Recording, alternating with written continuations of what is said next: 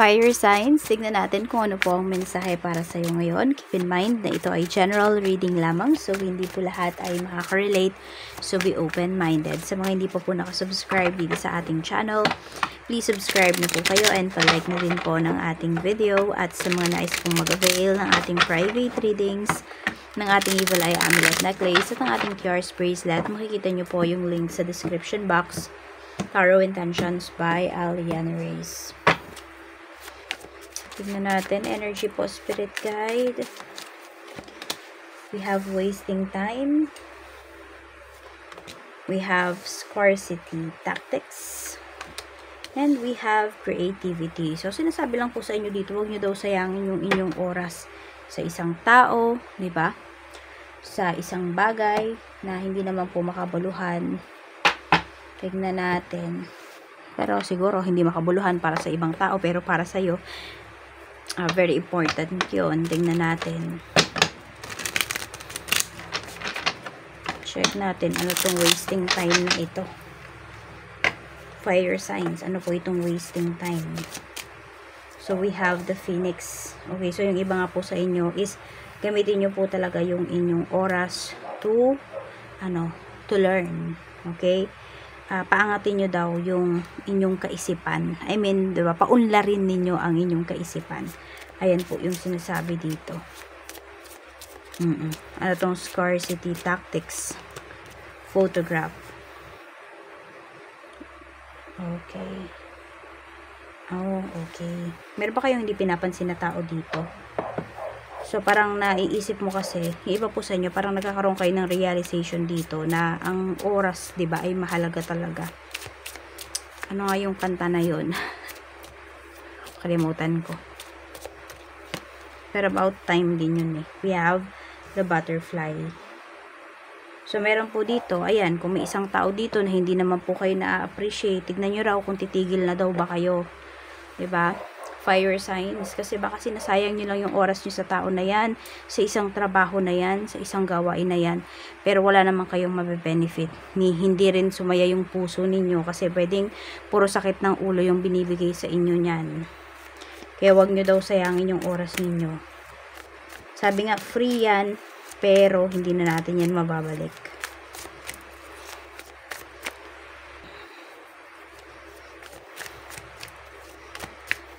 Ayun yung kanta na, yung ang oras kapag hinayaang lumipas, madarama mo hanggang bukas, di mauulit muli. Ayun. Diba? Hindi na talaga mauulit ang oras. Kaya sulitin nyo po. Fire signs. No, huwag nyo aksayahin sa mga tao na hindi naman kayo na-appreciate. So, tingnan natin. Napakanta pa tuloy eh. Pero ayun, tingnan natin. Pagdating sa career mo, kamusta? We have 2 of Cups. The Lovers. Meron ba dito? Meron kayong karelasyon? Nakatrabaho po ninyo? 4 of Wands, or sinasabi lang dito maganda yung connection mo with your co-workers. We have the Hermit. Yan. Tahimik ka lang sa trabaho, pero ayan po, lahat naman ay kasundo mo, wala ka namang kaaway dito. All goods naman po yung iba sa inyo pagdating sa inyong mga co-workers. 7 of Pentacles. Tsaka nagtutulong-tulong din talaga kayo dito pagdating sa trabaho. Tsaka matyaga po, matyaga kayo sa work. Kaya ngayon din yung iba sa inyo dito, ayan, marami dito nagtagal po kayo dito sa trabaho. For some of you, pwedeng 10 years up na kayo sa work ninyo. Iba nga sa inyo, dyan na kayo tumanda. Pero nandun naman yung, meron kayong sense of fulfillment. Kaya po kayo nagtagal dyan. Siguro, meron dito, hindi man siguro ganun kalaki yung inyong salary, pero appreciated nyo po talaga yung inyong trabaho. Sa business naman po, if you have business, 2 of Pentacles. So, meron ba dito may iba pa kayong business? So, pwedeng, hindi lang pala isa yung business ninyo dito. Ayan, ayusin nyo lang daw po yung oras ninyo, yung time management. We have King of Swords. Kasi, kung very direct talaga yung approach ninyo pagdating dito sa inyong negosyo, sinasabi naman po na ito talaga ay, mas uunlad pa. Wag lang kayong magmamadali. Ayan po. Everything is on divine timing. So, be hands-on, be direct pagdating sa inyong negosyo. Kasi pwedeng ito ay mapamana nyo pa po, no, sa inyong mga anak. Sa kaperahan naman, tingnan natin kung kamusta ang energy, kamusta naman ang pera mo. Fire signs. We have 8 of Pentacles. We have 2 of Swords. So, pwedeng 2 din yung source of income ninyo dito. Or meron nga dito, pwedeng nag-working student yung iba sa inyo. 4 of Pentacles. Maganda yung pera ninyo, tuloy-tuloy po, pero marami rin kasi kayong gastos at the same time, kaya nag-budget talaga kayo dito. Okay, so pwedeng medyo ma-short yung iba sa inyo ngayon, kung meron man kayong mga bayarin. So, parang meron muna kayo ditong ipagpapaliban. Siguro yung hindi naman masyadong, hindi ganun ka-importante, no, na dapat nababayaran ninyo. Yan, kasi ito, kayo dito, parang nagsusuma ba kayo, nag-estimate kayo ng mga gastos ng budget po ninyo. So, pwedeng makita nyo agad na, ay teka, hindi aabot yung pera. Hindi lahat mako-cover ngayon, tipong ganyan po. So, meron muna kayong ipagpapaliban dito. So, tignan naman po natin pagdating sa love life. Love life naman po, spirit guide. The Hanged Man energy. Tingnan natin. So, pwedeng puro kayo sacrifices sa inyong relationship.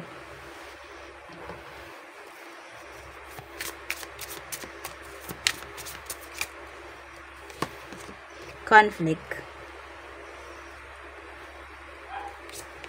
We have jealousy. So, parang walang pag-usad ba pagdating sa relationship niyo? Yung person mo, feeling mo hindi siya nagmamature. Ayan po, oh. Parang yung mga decision niya palpak. Ayan po. Parang nafa-frustrate kayo dito sa relationship niyo. Parang lagi na lang pinanglalaban sa ng person mo is seloso, selosa ka, ganyan, or pinagsiselos ka.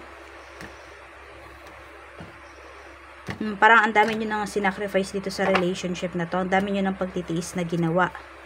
3 of Cups, so may third party na pinapakita rito. The Hierophant. So, iba po sa inyo, pwedeng ang third party dito is parents niya, family niya. Oo. Pwedeng yun yung pinagsiselosan po ninyo. Kasi pwedeng sa kanila, gumagastos yung person mo or asawa mo ng sobra-sobra. Pero pagdating sa inyo, nagtitipid. 7 of Cups. Pero meron dito, no, kahit po committed na, kahit na may asawa na, may karelasyon na, meron pa ding mga nalilink sa person mo. Kaya tingnan nyo kung nagsasayang lang ba kayo ng oras dito sa taong to. Or dapat ba talagang ipaglaban yung relationship. So, tingnan po natin ano pa yung pwedeng mangyari ngayong araw. We have the Sun. So, may good news naman po kayong marireceive. Any aspect of your life po yan. So, we have 5 of Wands. Meron ditong tao na pinaglalaban ka. Na, alam mo yun, nakikipag-away. para sa'yo. Ganon. Para i-save yung name mo. Siguro may mga naninira, may mga chika about sa'yo. Fire signs. So, pinagtatanggol ka ng taong to.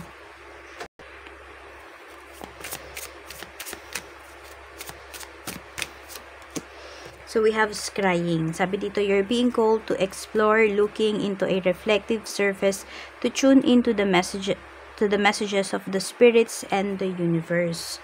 So, ito po, yung iba sa inyo, kaya nyo daw makita kung ano ba ang mangyayari sa future through scrying. So, ano ba yan? Pwedeng dito sa, sa plate natin na to, sa bowl pala na to. 'Di ba meron kang makikita, ayan. Ayan po. So, through that, pwede na makita mo yung future. Kaya lang, sobrang kailangan nyo po talaga dyan ng matinding, pagfo-focus. Pwede rin sa mga crystals. Basta something na may reflection.